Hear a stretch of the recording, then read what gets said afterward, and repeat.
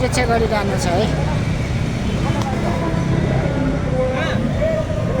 सुरक्षा दिइरहनु भएको है दर्शक साथीहरू। नेपाल भनेको बहुजातीय बहुभाषी देश हो कि जति आन्दोलन गरे पनि केही हुने भएको छैन। सबै जाति धर्मको सम्मान हुनुपर्छ।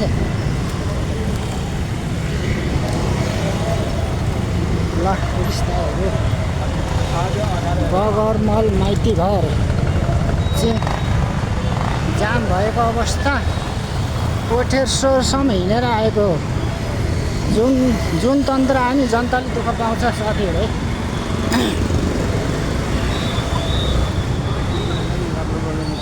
गाडी जान दिएको छैन पुरा जाम छ।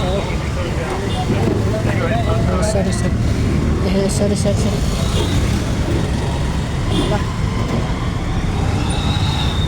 सिंहदरबारतर्फ आएको अवस्था है।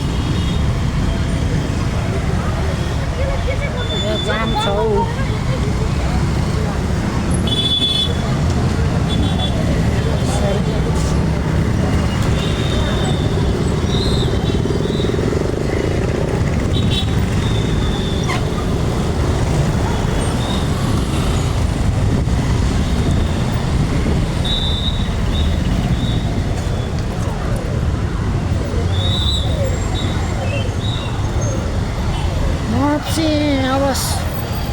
यो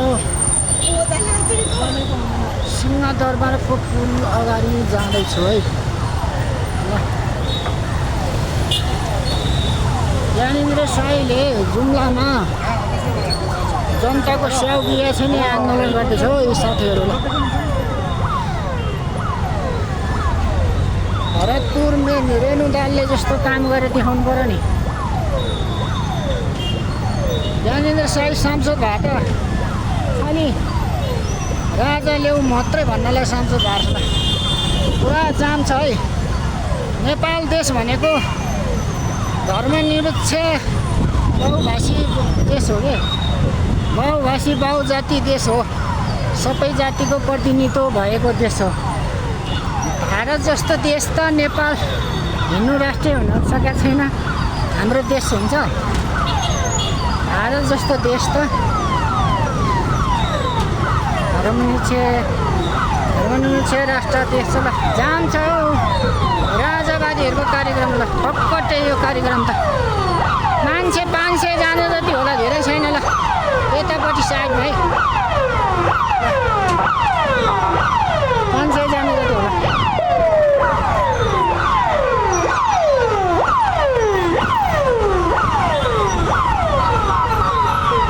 गाडी जाम भएको अवस्था।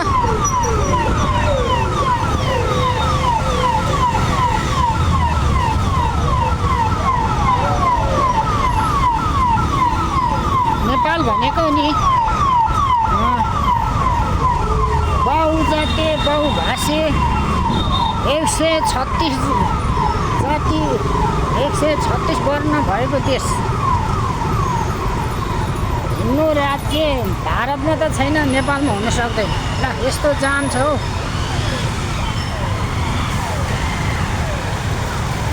माथि चाहिँ म भिडियो गर्थेँ होइन, अब एक्लै छु। एक्लो भएपछि त अब कुरो बिग्रिँदाखेरि कुटाइ पनि खान्छ दर्शक साथीहरू। राजावादीहरूको आन्दोलनको जाम हो यो। ठक्कटै जाम हो यो। तात्कालिक जनतालाई दुःख दिने मात्र हो कि कोठेश्वरदेखि हिँडेर आइसो। ल ठक्कटै जाम गरेर ज्ञानेन्द्र साईलाई के सुझाव दिन चाहन्छु भने म सर्वसाधारण जनताको लागि जुम्लामा स्याउ अहिलेसम्म राम्रो बिग्रेको छैन। त्यो ठाउँमा बाटो खनेर लगेर स्थानीय तहमा वडापालिकामा विकास गर्नलाई बजेट हालेर जनतालाई खुसी पार्ने काम गर्दाखेरि त धेरै राम्रो हुन्थ्यो। यस्तो जाम गरेर कहिले हुन्छ देशमा। ल काठमाडौँ नगरपालिकाले फेरि यस्तो राम्रो रोड बनाएको छ कि दर्शक साथीहरू है। यहाँ तलको बाटो हेर्नु कस्तो राम्रो बनाएको छ काठमाडौँ नगरपालिकाले। बालेन्साले साम्पाङ बालेन्सा रेणु दालले जस्तो काम गर्यो भने त नेपालमा केही भइहाल्छ नि हो। धर्मको राजनीति गरेर देश कहिले बन्छ? धर्म भने स्वतन्त्र हो के, निरपेक्ष हो, आफ्नो अधिकार हुन्छ।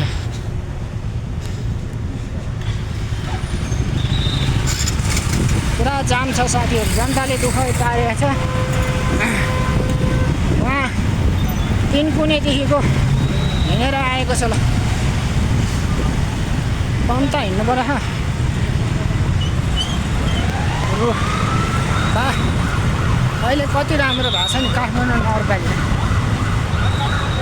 जुम्लामा पनि यसरी विकास गर्यो भने राम्रो हुन्छ नि। यो धर्मको राजनीति गर्नुभन्दा ज्ञानेन्द्र साईले ल सडकहरू कति लोभ्राउँदो भएको छ अनि नगरपालिकाले बनाएको छ। माओवादी नेता रेणु दालले जस्तो काम गर्यो भने हुन्छ नि। ल जाम भएको अवस्था है साथीहरू। हाम्रो पुलिस दाइले सबै हुन्छ।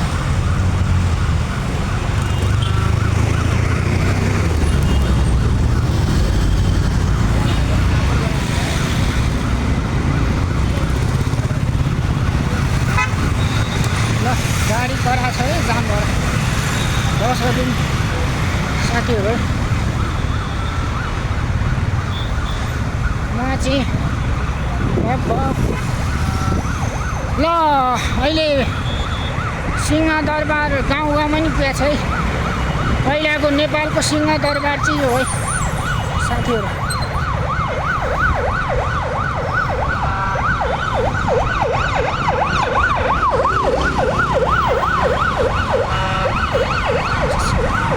सिंहदरबारको अगाडि जेब्री क्रसमा बाटो काटेको अवस्था है। बाटो ल हाम्रो पहिलाको सिंहदरबार अहिले चाहिँ गाउँ गाउँमा पुगेको छ सङ्घीय व्यवस्था आइकन।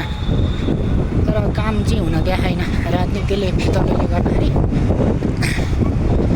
राजनीति फितलोले गर्दाखेरि किचलो राजनीतिले सिंहदरबारको काम हुन सकेको छैन भन्दै बिदा हुन चाहन्छु।